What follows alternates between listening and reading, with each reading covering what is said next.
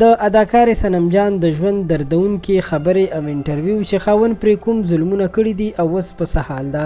ویډیو را سره تر اخره وګورئ چې د صنم جان د خولې ټول دردونکې حقیقت تاسو واورئ او خبر شئ.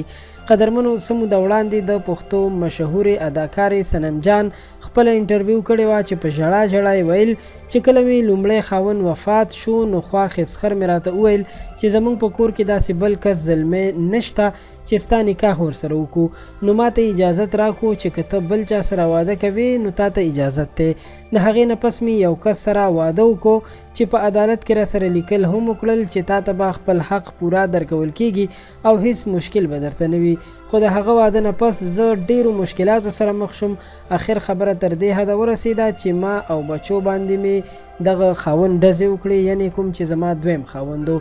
زه هم 15 ډزه ولګېدم چې مرګ حالت کې هسپتال ته ورسول شوم او مشره لور مې هم څو ډزه لګېدلې وه او هغه هم هسپتال ته ورسول شوه، خو زوی مې بچ شوی و ځکه چې هغه وخت کې زوی مې په کور کې نه و. صنم جان وایي چې زما دغه خاوند خو پولیسو ونیولو خو څه موده پس بیا را خلاص شو او بیا هم موږ له دمکي راکوي چې ستا بچي او ته به زما نه پاتې نه شئ. هغې په ژړا ژړا وویل چې په دې ملک کې قانون نشته ځکه خو داسې ظالمان آزاد ګرځي. صنم جان د ډیرو سختو حالاتو سره مخ ده او وایي چې په ما باندې قرضونه هم ډیر زیات دي ځکه چې ما په عدالتونو کې کومې پیسې لګولې نو ما سره اکثر خپلې پیسې نه وي او ما به قرضونه کول. اگر که دا خبرې صنم جان څه موده وړاندې کړي دي خو بیا هم تر اوسه پورې دا معلومه شوې نه ده چې دا معامله څنګه شوه.